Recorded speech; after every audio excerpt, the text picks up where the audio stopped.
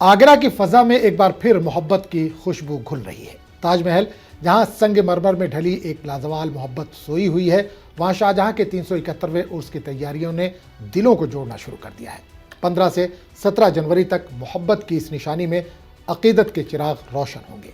उर्स के आखिर दिन ताजमहल के तहखाने में मौजूद शाहजहां और मुमताज़ महल के असल मकबरों पर 1720 मीटर लंबी हिंदुस्तानी सतरंगी चादर पेश की जाएगी। ऐसी चादर जिसमें हर रंग मोहब्बत, अमन और हम आहंगी की कहानी सुनाता है।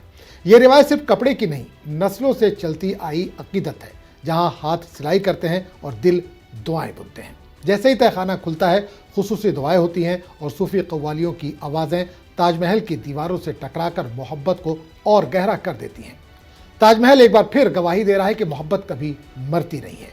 मोहब्बत, अमन और हम आहंगी की यह कहानी आपको कैसी लगी, कमेंट करके हमें ज़रूर बताएं। वीडियो अच्छा लगा हो तो इसे लाइक करें, शेयर करें और चैनल को सब्सक्राइब करना ना भूलें।